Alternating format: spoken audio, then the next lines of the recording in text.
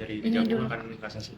Nah, dari kondisi ini karena ini putusan bebas, fresh pra, ya, maka langkah hukumnya adalah kasasi. Ya.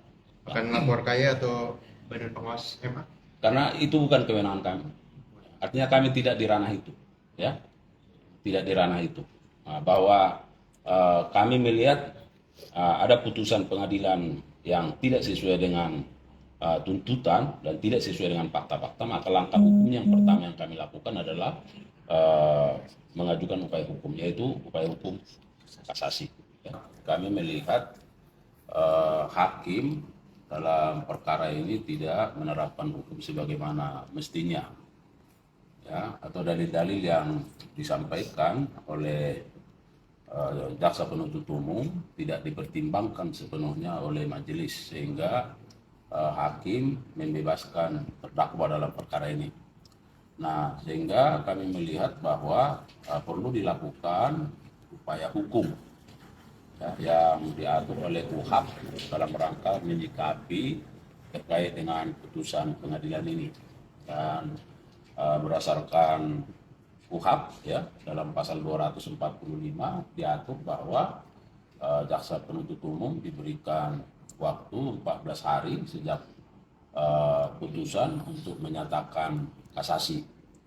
Dan setelah dinyatakan kasasi, maka ada waktu 14 hari juga bagi jaksa penuntut umum untuk menyusun dan mengajukan memori kasasinya. Nah, pada kesempatan ini kami sedang menunggu salinan putusan dari pengadilan untuk melakukan kajian dan untuk membaca, meneliti, mencermati pertimbangan-pertimbangan yang ada dalam putusan itu, sehingga hakim mengambil putusan membebaskan terdakwa.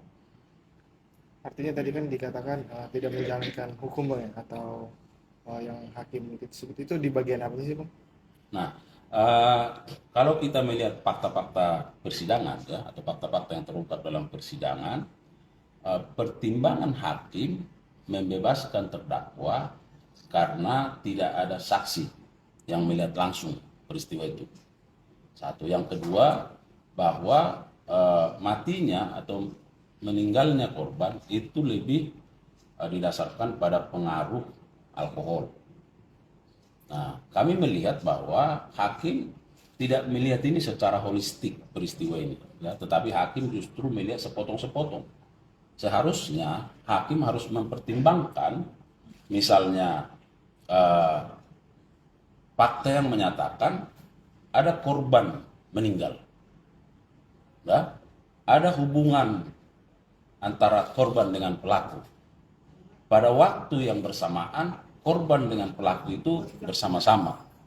Ada percekcokan, ada bukti CCTV yang menggambarkan bahwa korban ada bekas terlindas. Ada visum et repertum yang menjelaskan bahwa ada luka yang dialami oleh korban. Nah, seharusnya ini yang harus dipertimbangkan oleh majelis hakim secara holistik, memandang ini sebagai satu pembuktian yang utuh.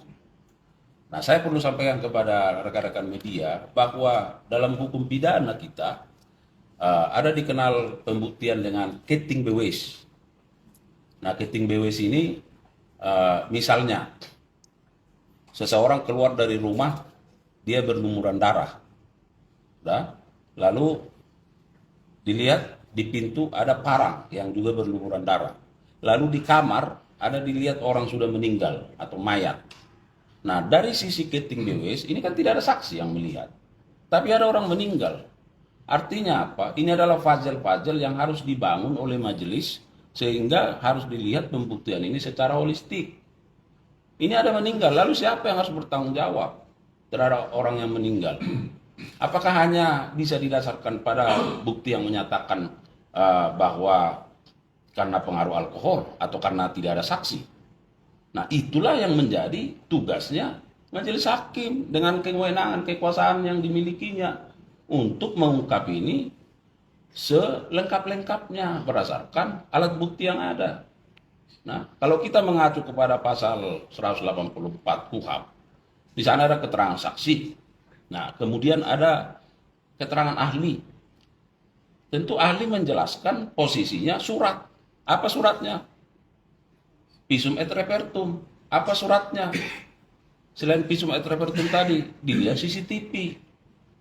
Ya, ada petunjuk, ada rangkaian yang bersesuaian antara keterangan saksi, ahli, dan surat itu bahwa ada peristiwa ini dan memang orang meninggal. Nah, selain itu tentu apa? Keterangan terdakwa. Oke, mungkin terdakwa menyangkal, tetapi hakim bisa menggunakan bukti-bukti yang lain ini dari alat bukti ini untuk memperkuat keyakinannya. Nah, kami melihat di sini hakim yang tidak menggunakan itu sehingga dia membebaskan terdakwa.